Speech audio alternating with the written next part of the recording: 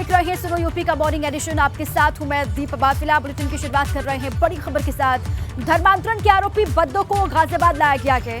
बद्दो को आज कोर्ट में पेश करेगी पुलिस। गाजियाबाद कोर्ट में पेश करने के बाद पुलिस रिमांड मांगेगी बद्दो की। शाहनवाज उर्फ बद्दो को ठाणे पुलिस ने गिरफ्तार किया था। ऑनलाइन गेमिंग के जरिए बच्चों के धर्म परिवर्तन का मुख्य आरोपी है बद्दो। ये बड़ी खबर, धर्मांतरण के आरोपी बद्दो को गाजियाबाद पुलिस लेकर के आई है और आज ये खबर है कि कोर्ट में पेशी होगी बद्दो की। पुलिस कोर्ट में पेश करेगी बद्दो को। गाजियाबाद कोर्ट में पेश करने के बाद पुलिस रिमांड भी मांगेगी। शाहनवाज उर्फ बद्दो को ठाणे पुलिस ने गिरफ्तार किया और उसके बाद अब लाया गया है गाजियाबाद। और यहाँ पर जानकारी है कि आज कोर्ट में पेशी होनी है, पुलिस रिमांड मांगेगी और ऑनलाइन गेमिंग के जरिए बच्चों के धर्म परिवर्तन का आरोपी है बद्दो। अब आइए क्या अभी अपडेट है, क्या मामला, ये जान लेते हैं। शक्ति मेरे साथ ही जुड़ चुके हैं गाजियाबाद से, सीधे उन्हीं का रुख कर लेते हैं। शक्ति, देखिए कहा यह जा रहा है कि आज कोर्ट में पेशी होने वाली है, पुलिस रिमांड मांगेगी। अभी क्या अपडेट इस पूरे मामले को लेकर, क्योंकि ठाणे पुलिस ने गिरफ्तार किया और अब लाया गया है बद्दो को गाजियाबाद, क्या डिटेल्स है? देखिए, ज्वाइंट ऑपरेशन था ठाणे पुलिस का और गाजियाबाद पुलिस का, जो कि बद्दो उर्फ शाहनवाज की गिरफ्तारी हुई। गिरफ्तारी के बाद कोर्ट में ताज़ी रिमांड लिया उसका और उसके बाद फ्लाइट के जरिए देर रात्रि बद्दो उर्फ शाहनवाज को गाजियाबाद में लाया गया और गाजियाबाद में लाने के बाद एक सुरक्षित जगह रखा हुआ उसे। और सुबह बताया जा रहा है कि सुबह 5 बजे तक उससे पूछताछ हुई है और पूछताछ में कई अहम जानकारियां पुलिस के हाथ लगी हैं। पुलिस के हाथ एक नई बात निकल कर आई है कि इंस्टाग्राम से भी चैटिंग होती थी और इसने नाबालिग किशोर को संजय नगर, जिस मस्जिद का जिक्र आया था, जामा मस्जिद में जो एक नाबालिग किशोर जहां से मामला शुरुआत हुई थी, वहां पर जाकर नमाज पढ़ने के लिए उस मस्जिद का पता भी बद्दो उर्फ शाहनवाज ने बताया था। बद्दो उर्फ शाहनवाज के क्या तार है इस मस्जिद से और इस मस्जिद के और कौन कौन लोग उसके साथ जुड़े हुए हैं, इसकी भी जानकारी पुलिस कर रही है। क्योंकि इसका एक मौलवी जिसका नाम अब्दुल रहमान है, उसको पुलिस ने जेल भेज दिया। जेल भेजने के बाद अब मास्टरमाइंड बद्दो की जो तलाश थी, तलाश के बाद बद्दो पुलिस की गिरफ्त में है। बताया ये भी जा रहा सूत्रों के हवाले से है हालांकि, क्योंकि 72 घंटे का ट्रांजिट रिमांड पुलिस से ले चुकी है मुंबई से। लेकिन ये भी कहा जा रहा है कि गाजियाबाद में आज उसकी पेशी भी कर सकती है पुलिस। उसकी पेशी के बाद पीसीआर रिमांड मांग सकती है और उसके बाद कुछ और जानकारियां लेने की पुलिस कोशिश करेगी। हालांकि शाहनवाज पुलिस को गुमराह करता हुआ भी नजर आया कि शाहनवाज ने पुलिस को कई बार गुमराह किया, लेकिन पुलिस के पास जो एविडेंस थे, जो साक्ष्य थे पुलिस के पास, वो पर्याप्त थे। जो कि जिस तरह की जो चैटिंग थी, डिस्कॉर्ड चैटिंग थी, काफ़ी सारी ऐसी जो इलेक्ट्रॉनिक एविडेंस थे, वो जब बद्दो को दिखाए गए तो बद्दो के उस समय होश उड़ गए। हालांकि वो लगातार पैनी नज़र रखे हुआ था, टीवी मीडिया के जरिए वो हमेशा देख रहा था, पढ़ रहा था और ये जानकारी जुटा रहा था कि उसके बारे में चल क्या रहा है। एक शातिर मास्टरमाइंड है, लेकिन इसके पीछे कोई और भी हो सकते हैं, कुछ और भी लोग, क्योंकि दुबई ले जाने तक की यह बात कर रहा था कि दुबई में अब इन सभी बच्चों का जिनका धर्मांतरण कराया था, इन सबको वो दुबई लेके जाता, जो कि एक बड़ा बिजनेसमैन नहीं, पैसा नहीं उसके पास इतना, लेकिन वो फंडिंग भी करता था गेम जिताने के लिए कि तुम अगर अल्लाह का नाम लोगे तो तुम गेम में जीत जाओगे। तो उसके बाद वो पैसा भी दे दिया करता था किसी मुस्लिम नाम से। तो कुल मिला के इसमें कुछ और भी लोग इसके पीछे मास्टरमाइंड है, इसके तार कहाँ से जुड़ते हैं। हालांकि बताया ये भी जा रहा है कि पुलिस इसके बारे में भी आज मीडिया से रूबरू हो सकती है, जानकारी भी दे सकती है पुलिस। कुछ अहम जो सुराग पुलिस के हाथ लगे वो भी पुलिस मीडिया के साथ साझा कर सकती है। तो अब यही देखना है कि ऐसे क्या राज हैं जो कि बद्दो उर्फ शाहनवाज ने बोले। मीडिया को ये भी जानकारी आपको हासिल है और साथ ही आज कोर्ट में पेश किया जाएगा बद्दो को, उसके बाद उसको रिमांड में लिया जाएगा। बहुत सारे सवालात हैं जो पूछने हैं, बहुत सारे सवालों के जवाब हासिल करने हैं पुलिस को, इसीलिए रिमांड पर आज लिया जाएगा बद्दो को। पहले कोर्ट में पेशी और उसके बाद उसकी रिमांड मांगी जाएगी। आप लगातार नजर बनाए रखें शक्ति, शुक्रिया आपका पूरी जानकारी के लिए। अब आगे बढ़ते हैं। मुख्तार अंसारी की मुश्किलें और बढ़ सकती हैं। दरअसल गैंगस्टर मामले में एमपी एमएलए कोर्ट आज अपना फैसला सुनाएगा। पिछली सुनवाई के दौरान कोर्ट ने फैसला सुरक्षित रख लिया था और आपको बता दें कि गाजीपुर के करंडा थाना क्षेत्र के सुहापुर के रहने वाले कपिल देव सिंह की हत्या और गाजीपुर के मोहम्मदाबाद थाना क्षेत्र में रहने वाले मीर हसन पर जानलेवा हमले में मुख्तार अंसारी को साजिश रचने का आरोपी बनाया गया था और इन दोनों ही मामलों के मूल केस से मुख्तार बरी हो चुका है। लेकिन इन्हीं दोनों मुकदमों के आधार पर मुख्तार पर गैंगस्टर एक्ट का केस दर्ज हुआ था। इसी मामले में आज फैसला आने वाला है। मुख्तार अंसारी की मुश्किलें और बढ़ेंगी। गैंगस्टर एक्ट में एमपी एमएलए कोर्ट फैसला सुनाएगा।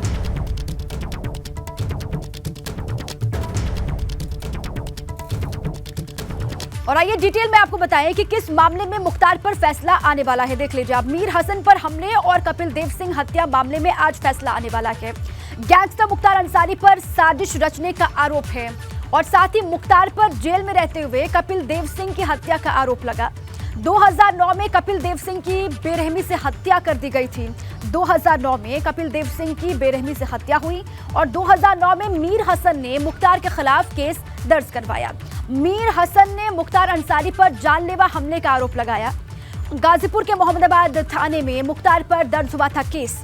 धारा किन किन धाराओं में केस दर्ज हुआ था वो भी जानिए। धारा 307 और 120B के तहत मुकदमा दर्ज हुआ था। जानलेवा हमला मामले में सोनू यादव भी आरोपी था और साथ ही मुख्तार का करीबी सोनू यादव बरी हो चुका है। जानलेवा हमले को गैंग चार्ट में किया गया था शामिल और गैंग चार्ट में मुख्तार के खिलाफ 2 मामले दर्ज हैं। पहला मीर हसन पर हमला और दूसरा करंडा में 302 का मामला। करंडा में कपिल देव सिंह की बेरहमी से हत्या हुई थी, ये हमने आपको बताया, और करंडा मामले में भी आरोपी है मुख्तार अंसारी। तो आज देखिए इन्हीं मामलों में फैसला जो सुरक्षित रखा था एमपी एमएलए कोर्ट ने, वो फैसला आने वाला है और इसीलिए हम कह रहे हैं कि क्या मुश्किलें आने वाले वक्त में और बढ़ेंगी मुख्तार अंसारी की। आइए विस्तार से बात कर लेते हैं, जानकारी हासिल करते हैं। गाजीपुर से मेरे साथी नवीन पांडे जुड़ चुके हैं, सीधे उन्हीं का रुख कर लेते हैं। नवीन, कितने बजे ये फैसला आएगा, क्या कहा जा रहा है, क्योंकि आज ही ये तय होगा कि आने वाले वक्त में और मुश्किलें बढ़ने वाली हैं मुख्तार अंसारी की, या फिर क्या होगा? नवीन। जी बिल्कुल आपको बता दें कि मुश्किलें बढ़ सकती है मुख्तार अंसारी की, क्योंकि 10 बजे का समय बताया जा रहा है कि 10 बजे जज बैठेंगे कोर्ट में, उसके बाद से अपना फैसला सुनाएंगे। लेकिन एक बात जो अभी तक अपडेट एक मिल के सामने आया है कि वकील सब हड़ताल पे है। वाराणसी की गाजीपुर की कोर्ट के वकील हड़ताल पे हैं और गाजीपुर की कोर्ट के हड़ताल की वजह से कहीं ना कहीं जज भी आज छुट्टी पर रह सकते हैं, ऐसी बातें बताई जा रही है। तो लिहाजा कन्फ्यूजन की स्थिति अभी बनी हुई है कि क्या जज अपनी अदालत में बैठते हैं या नहीं। अगर जज बैठते हैं तो मुख्तार अंसारी की मुश्किलें आज बढ़ सकती है। गैंगस्टर एक्ट मामले में 10 साल की सज़ा सुनाई जाने की संभावना बताई जा रही है कि 10 साल की सज़ा मुख्तार अंसारी को हो सकती है, क्योंकि जो सन 2009 का जो मामला है करंडा थाना में कपिल देव सिंह की हत्या का और इसके साथ साथ मीर हसन की हत्या की साजिश का जो मामला है, हालांकि इस पूरे मामले के मूल केस से मुख्तार अंसारी बरी हो चुके थे, लेकिन इन दोनों मामलों को मिलाकर गैंग चार्ट तैयार किया गया था और गैंग चार्ट के आधार पर गैंगस्टर एक्ट की कार्रवाई के तहत आज फैसला आना है। लिहाजा अब देखने वाली बात ये होगी कि क्या जज कोर्ट रूम में बैठते हैं या नहीं। लेकिन जो जानकारी मिल रही है वो जानकारी यही है कि फिलहाल गाजीपुर की कोर्ट के जितने भी वकील हैं वो हड़ताल पर गए हैं, इसी वजह से शायद जज भी आज छुट्टी पर हैं। तो फिलहाल अब देखने वाली बात होगी क्या जज द्वारा इस फैसले को सुनाया जाता है या फिर जज भी छुट्टी पर रहते हैं। लेकिन संभावना जो बताई जा रही है, जो बातें निकल के आ रही हैं, हड़ताल है और इसीलिए आप कह रहे हैं कि जज इस मामले में सुनवाई करेंगे या फिर नहीं करेंगे, वो बैठेंगे या फिर नहीं बैठेंगे, इसको लेकर भी अभी असमंजस की स्थिति वहां पर बनी हुई है और जानकारी हासिल करनी बाकी है। शुक्रिया आपका नवीन, आप नजर बनाए रखें। शुक्रिया पूरी जानकारी के। अब आगे बढ़े। 2024 की तैयारियों को लेकर सपा में बैठकों का दौर लगातार जारी है। आज लखनऊ सपा ऑफिस में नेताओं की बैठक बुलाई गई है, जिसमें सपा अध्यक्ष अखिलेश यादव, प्रदेश अध्यक्ष नरेश उत्तम पटेल शामिल होंगे। बैठक में लोकसभा सीटों के प्रभारी भी शामिल होंगे और इसके साथ ही समाजवादी पार्टी के वोटर लिस्ट पुनरीक्षण के काम में लगे पदाधिकारियों को लखनऊ में पार्टी कार्यालय पर बुलाया गया है और जहां पर उनको ट्रेनिंग दी जाएगी। साथ ही साथ वोटर लिस्ट की गड़बड़ियों को कैसे ठीक करना है और वोटरों के नाम कैसे जुड़वाने हैं, इन सारी चीजों पर ट्रेनिंग दी जाएगी। यहाँ यह भी आपको बता दें कि 23 जून को विपक्षी दलों की पटना में एक बड़ी बैठक होने वाली है और बैठक के ठीक बाद समाजवादी पार्टी का अगला प्रशिक्षण शिविर हो सकता है, ये भी जानकारी मिल रही है। 24 जून से हरदोई में अगला प्रशिक्षण शिविर प्रस्तावित है समाजवादी पार्टी का और प्रशिक्षण शिविर के बाद अखिलेश 2024 चुनाव के लिए रथ यात्रा की शुरुआत करेंगे, ये भी जानकारी मिल रही है।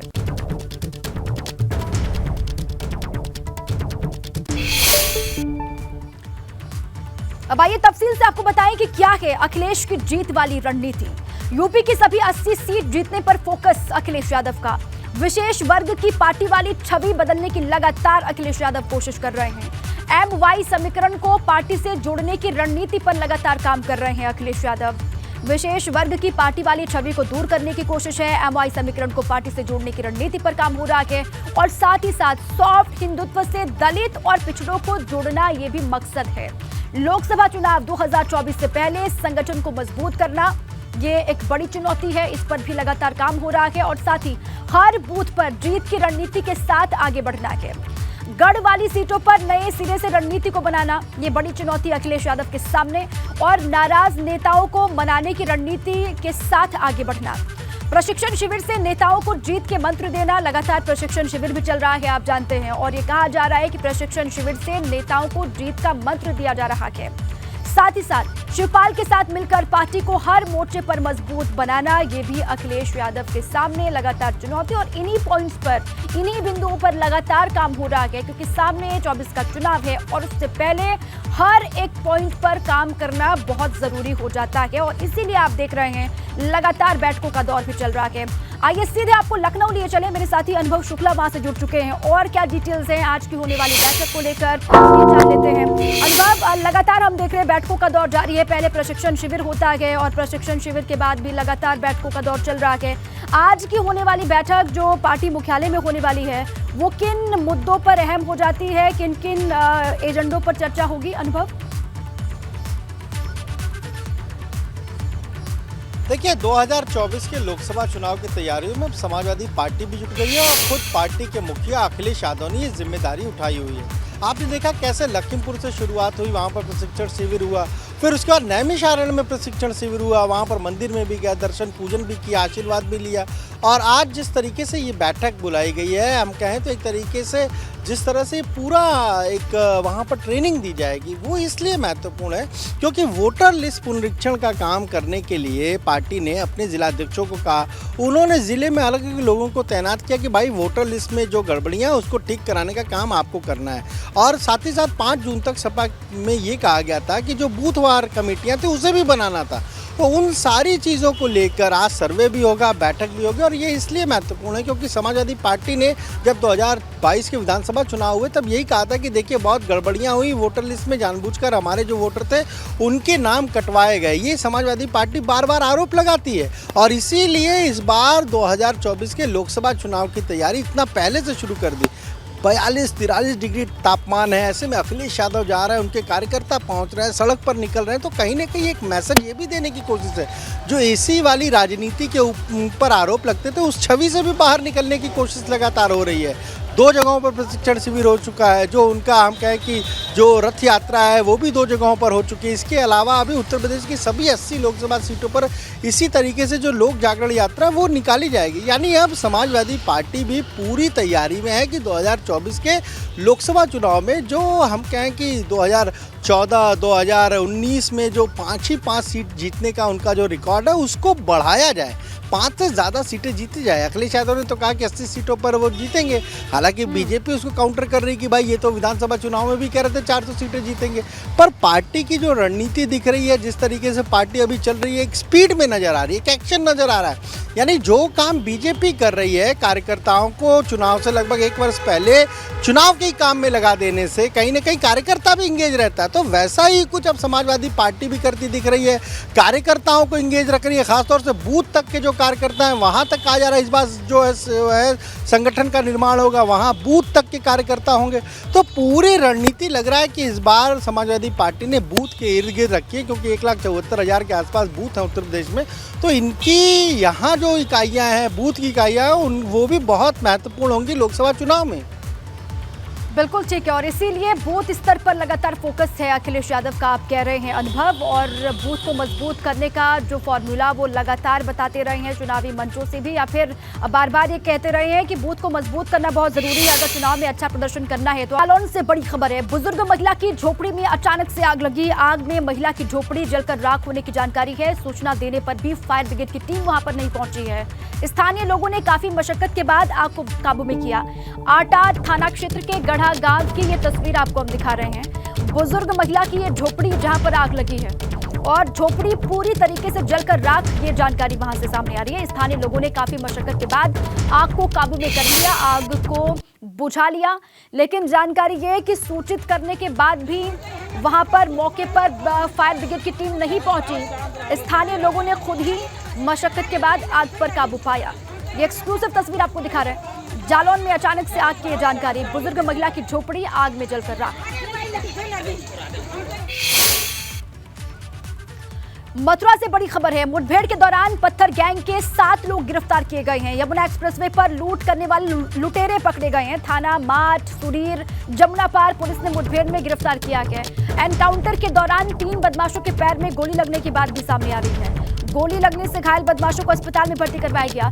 ये मुठभेड़ सुबह करीब 3:30 बजे यमुना एक्सप्रेसवे सर्विस रोड पर माइलस्टोन 101 के पास हुई है। गिरफ्तार किए गए बदमाशों से पुलिस ने 4 तमंचा, जिंदा कारतूस, चाकू, सोने की अंगूठी, एक लैपटॉप, ATM कार्ड, आधार कार्ड और 15,000 रुपए नकद भी बरामद किए हैं।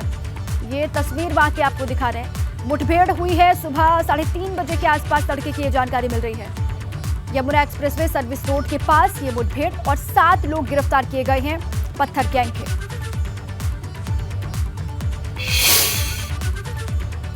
बुलंदशहर से बड़ी खबर, यहां पर पुलिस ने मुठभेड़ के बाद बदमाश को गिरफ्तार किया है। चेकिंग के दौरान थाना सियाना पुलिस की बाइक सवार बदमाश ने फायरिंग करके पुलिस पर भागने की कोशिश की। जवाबी कार्रवाई में पुलिस की गोली से बदमाश घायल हो गया। पुलिस ने घायल बदमाश को अस्पताल में भर्ती करवाया, ये जानकारी है। बदमाश के पास से अवैध हथियार, कारतूस और बाइक बरामद की गई है। पकड़े गए बदमाश का नाम विजय बताया जा रहा है, जिस पर कई आरोप हैं। पुलिस पर फायरिंग की और जवाबी कार्रवाई में पुलिस की गोली से बदमाश घायल हो गया, जिसको गिरफ्तार कर लिया गया। पुलिस ने घायल बदमाश को खबर है कि अस्पताल में अभी भर्ती करवाया गया। बदमाश के पास से अवैध हथियार बरामद हुए हैं। कारतूस और बाइक को पुलिस ने जब्त कर लिया है। पकड़ा गया बदमाश विजय, इसका नाम बताया जा रहा है, जिस पर कई आरोप पहले से ही हैं। पुलिस को इसकी तलाश थी। पुलिस के साथ में मुठभेड़ और मुठभेड़ के बाद इसको घायल किया गया, अस्पताल में भर्ती है। सीएम योगी आदित्यनाथ ने गोरखपुर मंदिर में जनता दर्शन में लोगों की समस्याओं को सुना। उन्होंने जल्द से जल्द इसके निदान के लिए जो अधिकारी वहां पर मौके पर मौजूद उनको निर्देश दिए। सीएम योगी ने जनता दर्शन में 7 माह की बच्ची को खीर खिलाकर अन्नप्राशन भी करवाया।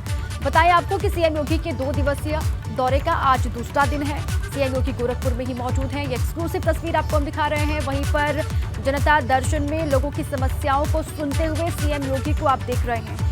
2 दिवसीय दौरे पर वो गोरखपुर में उनकी मौजूदगी और आज दूसरा दिन है उनके दौरे का।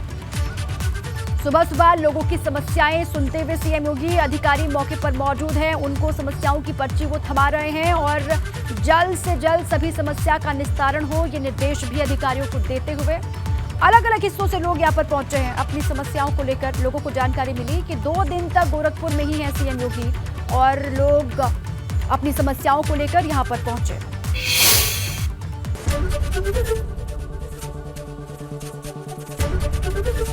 एबीपी गंगा, खबर आपकी, जुबान आपकी।